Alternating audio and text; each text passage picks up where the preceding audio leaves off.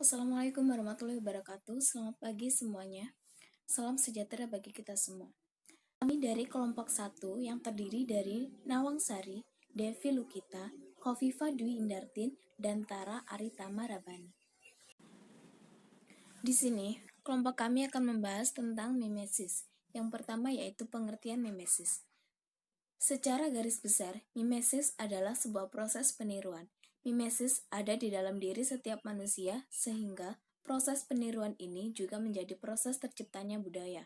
Secara sistematis, mimesis terjadi karena kita menjadikan orang lain sebagai model.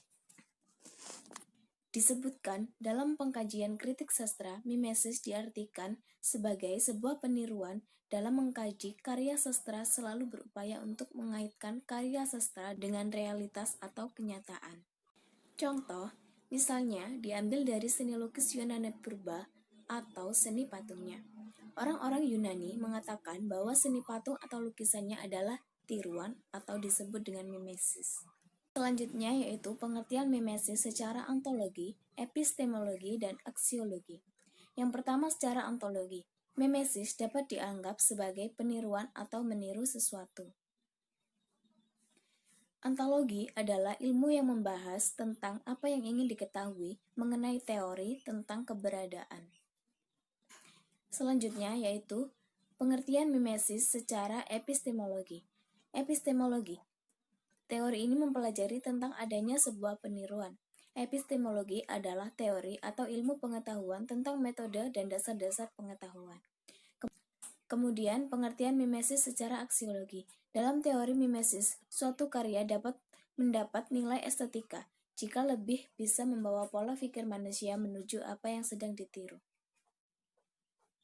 Menjelaskan tokoh-tokoh dalam teori mimesis. Dalam teori mimesis terdapat dua tokoh yang sangat berpengaruh.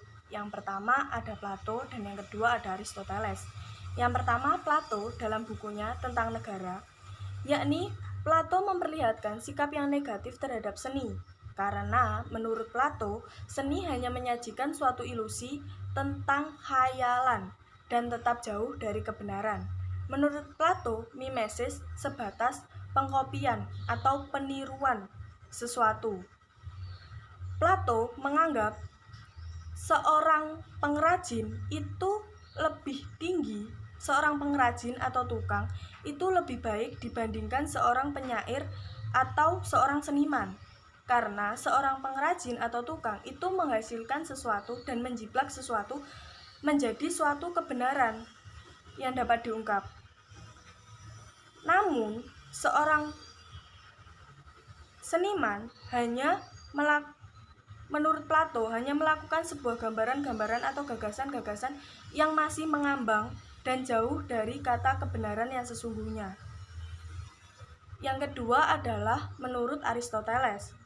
Mimesis menurut Aristoteles dalam bukunya yaitu Poletika, Aristoteles bertolak belakang pandangan dengan Plato. Menurut Aristoteles, mimesis bukan hanya sekedar ilmu tentang mengkopi atau menyerupai, melainkan mimesis adalah seni melukis kenyataan. Jadi, di dalam mimesis bukan hanya sekedar meniru, melainkan ada juga penambahan proses kreatifnya. Penampakan kenyataan dan ide-ide tidak lepas antara satu dengan yang lainnya, yang saling berterkaitan. Selanjutnya adalah karakteristik teori mimesis. Jadi, karakteristik dari teori mimesis ini adalah sebuah peniruan atau mitasi, atau bisa disebut juga sebagai kopian terhadap suatu yang disebut sebagai objek. Jadi, di mana dalam menciptakan suatu karya, yang dengan teori mimesis ini, kita itu menggunakan suatu objek yang akan kita tiru dalam karya kita untuk menciptakan suatu karya atau hal baru, bahkan bisa menjadi sebuah budaya atau menjadi sebuah kebiasaan.